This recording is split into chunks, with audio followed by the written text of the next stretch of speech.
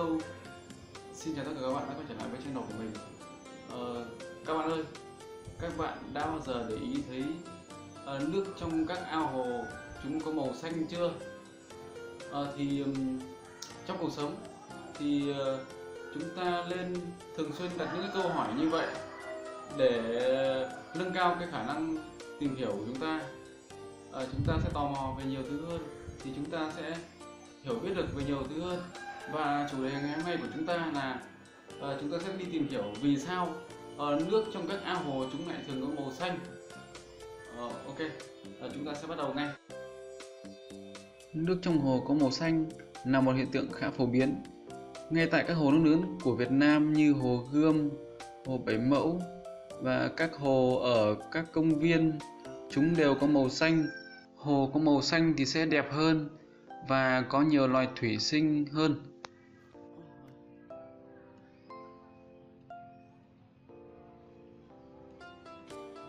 Và hiện tại thì tôi đã lấy được mẫu, và cái mẫu này chúng cũng có một cái màu hơi xanh xanh, chứng tỏ là cái ao màu xanh là do nhiều cái mẫu nước như thế này.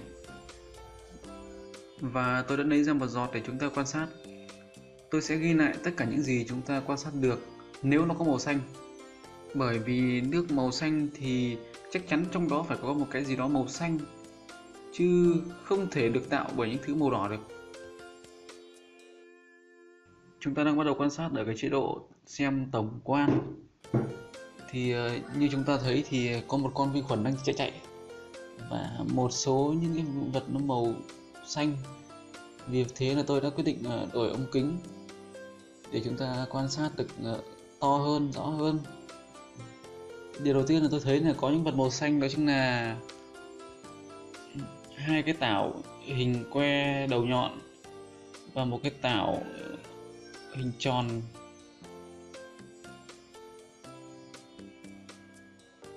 Hiện tại thì mới chỉ có vậy. Không biết những cái ở trên góc kia có đúng là tảo không, nhưng mà nó có màu xanh. Nó tương đối giống là tảo đấy. Nó bị khuyết một góc.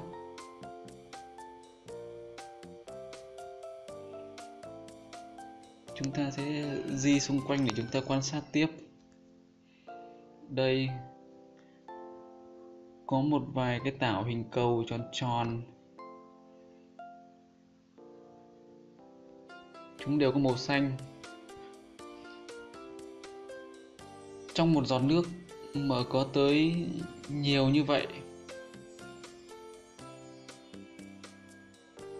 Đây, khu vực này thì chúng ta nhìn rất là rõ những cái tảo. Và những cái màu xám, thì không thể tạo ra màu xanh được rồi.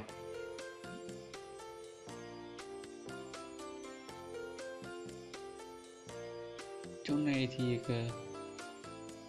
có một vài cái tảo lác đác, và lại có những cái trông như là rồi chất thải à, hay là đây là màu xanh chủ yếu được tạo ra bởi tảo. Có một con vi khuẩn chạy rất nhanh. Chúng ta đang quan sát ở cái mẫu trong cái chậu cây cảnh của tôi, nước cũng có màu xanh. Và mẫu thứ hai này thì chúng ta quan sát thấy tương đối là nhiều tảo, vì cái chậu cây của tôi nước của nó ít nhưng mà cái màu xanh của nó đã được đậm như thế rồi, thì chứng tỏ là cái mẫu tảo của nó phải quá nhiều. Rất nhiều loại tảo, chúng đã nuôi sống những loài sinh vật trong đó như cá, tôm. Qua phân tích nhanh hai cái mẫu nước thì tôi có thể kết luận rằng là màu xanh của nước là do tảo. Đa số là tảo hình cầu và tảo hình que nhọn. Chúng ta đã giải quyết xong cái nhiệm vụ của clip này.